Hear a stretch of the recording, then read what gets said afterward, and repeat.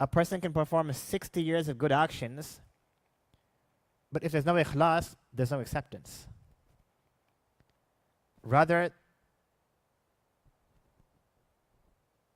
all of that effort that the individual put in behind carrying that action out, it will go to waste.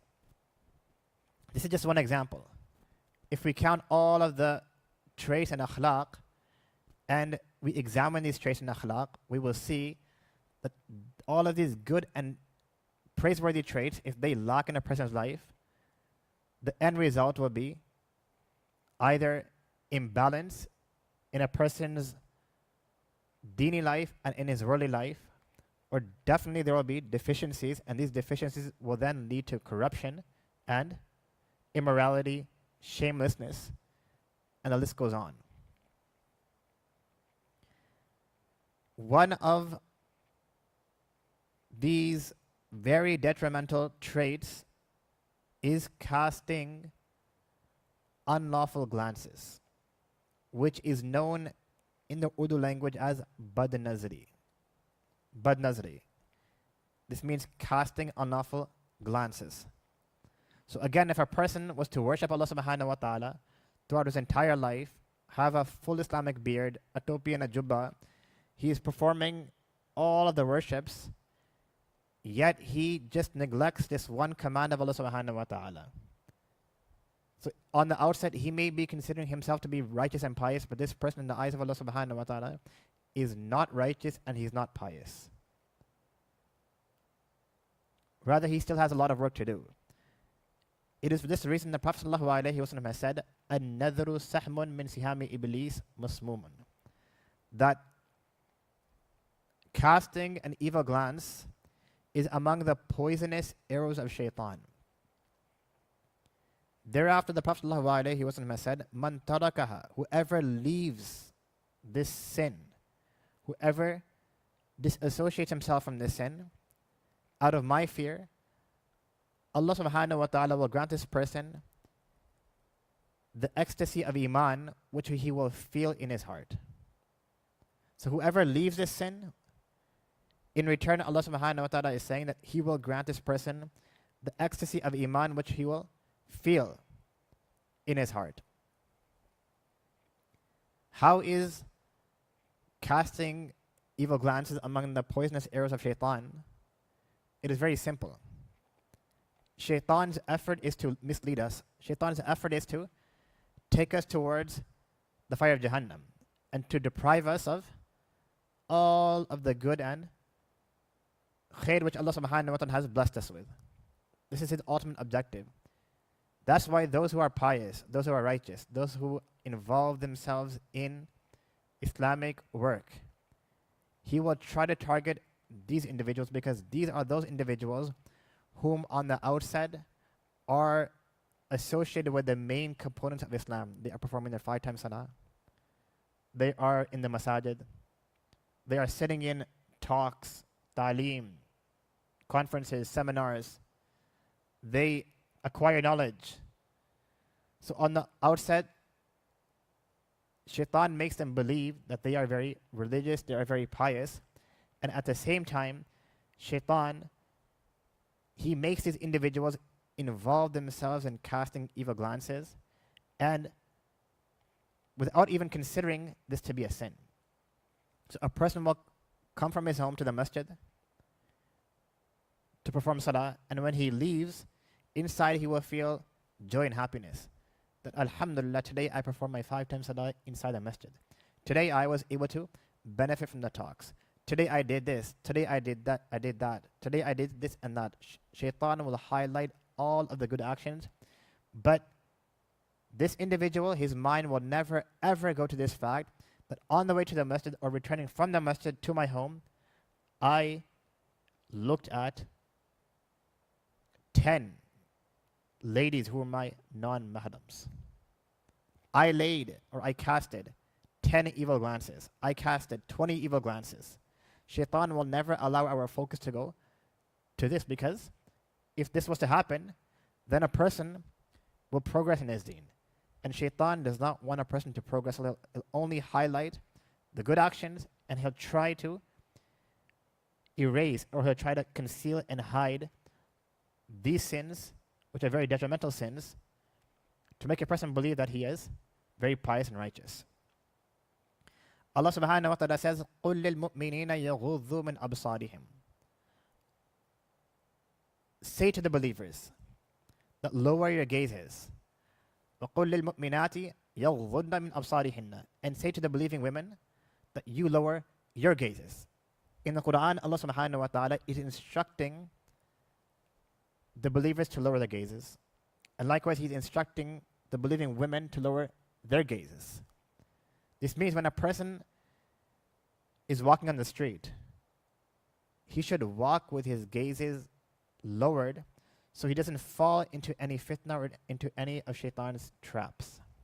Many people believe that when they see something wrong, then they should lower their gazes. This is incorrect. Before seeing something and then lowering a person's gaze, rather he should walk with his gazes lowered so he doesn't see anything wrong.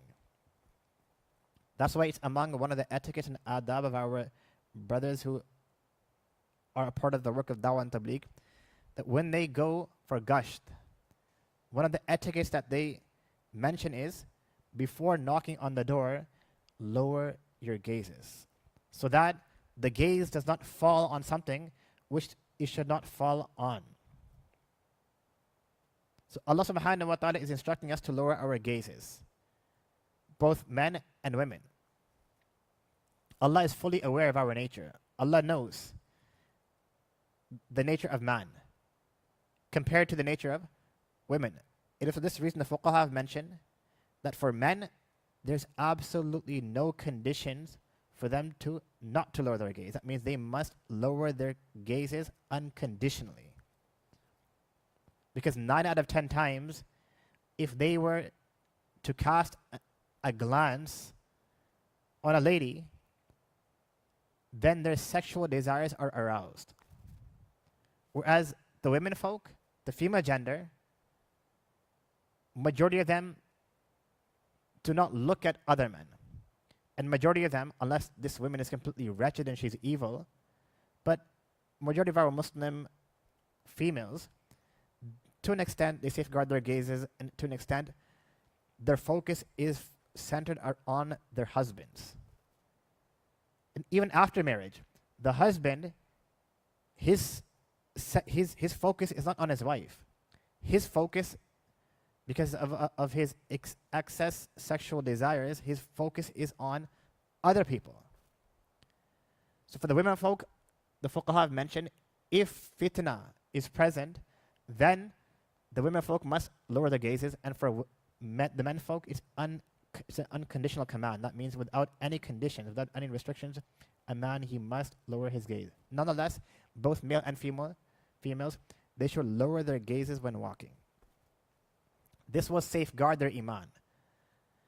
A very great Sheikh, Hazrat Mualana Hakim Akhtar Sahab, rahimahullah ta'ala, he mentions 14 harms of casting evil glances, passionate glances, and among these 14 harms, some are medical harms and some are Islamic harms.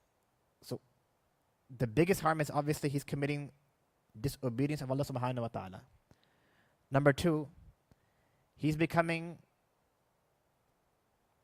or rather he is acquiring the curse of Rasulullah sallallahu alayhi wa sallam. Imam Bayhaqi rahimahullah that has mentioned in a weak narration, لَعَنَ اللَّهُ النَّاذِرَ وَالْمُنذُرَ إِلَيْهِ. That Allah subhanahu wa ta'ala curses that person who intentionally casts these passionate, sexual, evil glances on women, and likewise, curse is on those ladies who adorn themselves so that they can become the center of attraction for men. So one is the disobedience of Allah subhanahu wa ta'ala. Number 2, to acquire the curse of Rasulullah sallallahu alayhi wa sallam. Number 3, this causes a person's eyesight to become weak. Number 3, it causes his heart to become weak. Number 5, I cannot remember all of the other harms, but nonetheless, there's a list of harms, and approximately 14 the Shaykh has mentioned, along the lines of which I just explained. So the harms of casting evil glances, it destroys long-lasting marriages. Zunnun Misri rahimahullah was asked, what is the cause of a person sinning? So the Shaykh mentioned that it starts off with a person casting these sexual and passionate glances. Thereafter, his heart is assailed with thoughts. These thoughts are then bombarded by shaitan's whispers and insinuations. And if this heart is not treated, eventually these thoughts, these whispers, these insinuations, they progress. And either he verbally proclaims something, or he practically does something with his hands, which then leads himself into trouble. The Prophet ﷺ has mentioned in another hadith, al-aynani zinahuma an-nadhr, that the zina of the eyes is to see, is to lay these unlawful glances. The zina of the ears is to hear the voice of a very beautiful and attractive lady. The zina of the tongue is to speak with her. The zina of the mind is to occupy. The zina of the mind and the heart is to occupy itself with these entertaining thoughts. The zina of the hands is to touch. The zina of the hands, the feet, is to walk.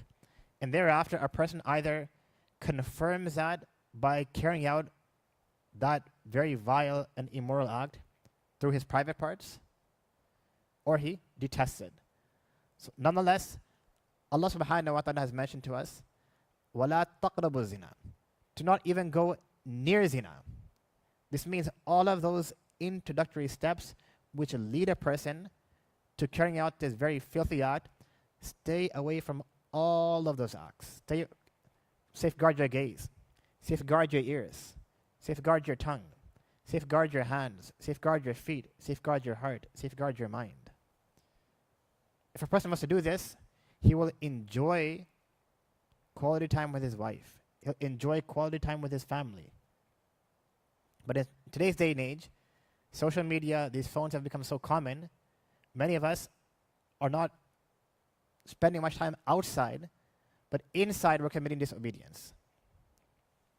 I'll just mention one story, then we'll conclude. Before I mention that story, let me just mention some details.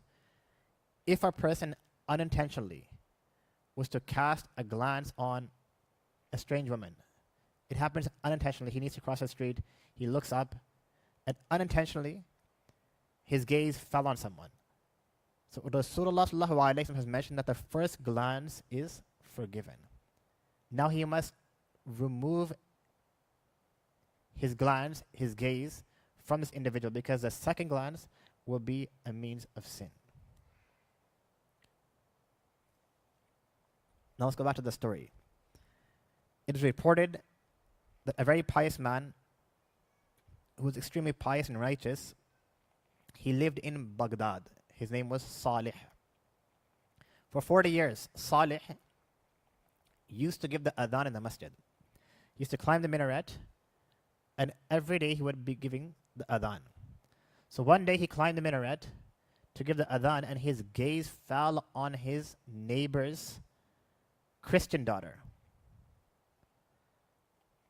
And this single glance was so powerful, and it penetrated his heart to the point where, after he finished the adhan, he went to this person's house, because that glance was so powerful that it made him fall in love with that lady. So he knocked on the door. The girl from inside called out, "Yes, who are you?" So he said, "I am the mu'adhin of the masjid next door."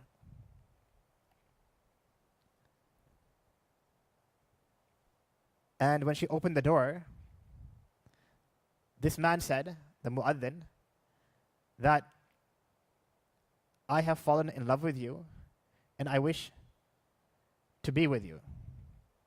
And if you don't comply with my request, I will kill you. So this girl said, if you wish to marry me, you must denounce Islam and accept my religion of Christianity. So right then and there, this mu'adhin, he said, I leave Islam, I disassociate myself from Allah subhanahu wa ta'ala, na'udhu billah, and I reject all of the commands of Rasulullah sallallahu alayhi wa sallam. This is what he said to this Christian girl. She said, I'm still not satisfied. I want you to consume pork. So he consumed pork in front of her. She said, now I want you to consume wine. So he consumed wine. And after a little while, he became intoxicated.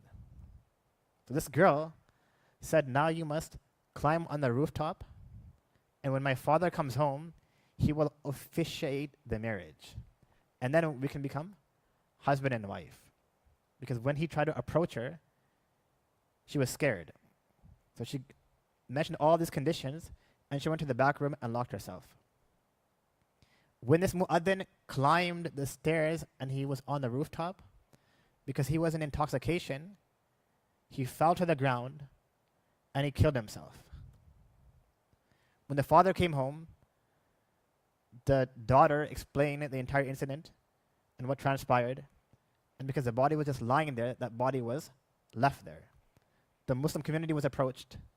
The Muslim community was informed that this Mu'adhin Sahib had now accepted Christianity. So when they heard this, they didn't accept his body because the Muslim community can only accept someone who's a Muslim. So neither did the Muslim community accept him. And after 40 years of giving the adhan, just this one single poisonous glance led to his destruction. Neither did he acquire what he wanted, and neither could he pass away on Islam. Rather, he passed away on disbelief in the state of intoxication and with pork inside of his belly. This was all due to just one single poisonous glance that he made. May Allah protect us all. This is how detrimental it is, and especially for the young generation. So our Islam is very comprehensive. Our Islam says do not even go close to zina. Stay away from every single introductory step which leads a person to zina. It is this reason the women folk are advised that if they must engage in conversation with someone other than their husbands, a non-mahram, then they should keep their speech and talk right to the point, and it should be a necessary speech only. Without any extra sweetness, without any extra words, rather it should be a limited and a very necessary speech.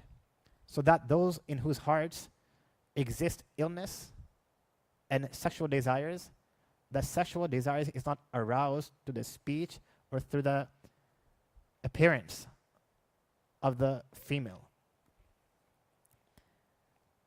So nonetheless, when a person safeguards his gaze, only then will he experience the true benefits of the actions which he is carrying out. Many of us complain that for many years, I have been performing salah, I have been engaged in dhikr, I have been reciting the Quran, but I don't feel anything.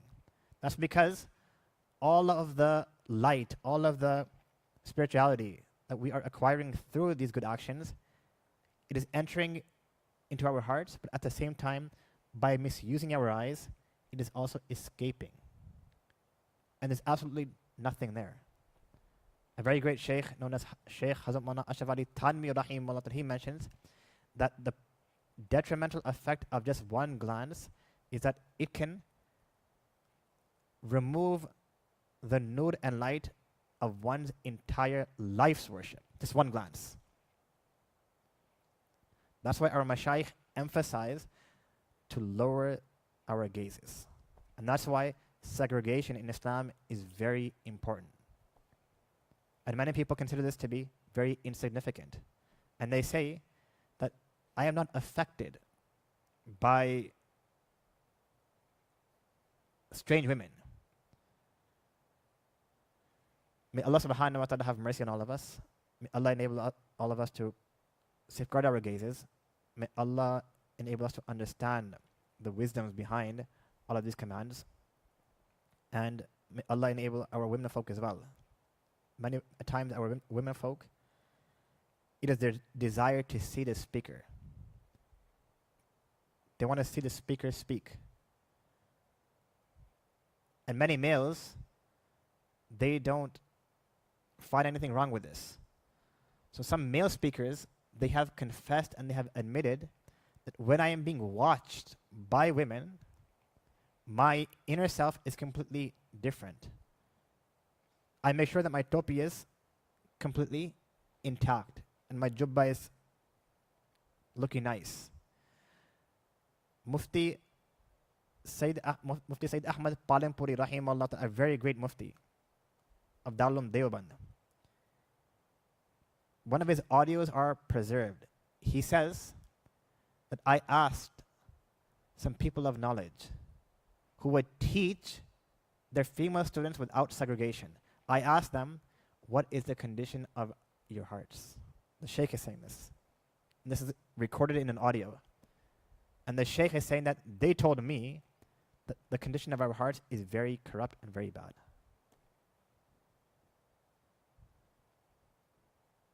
So there's a reason why segregation is needed in Islam.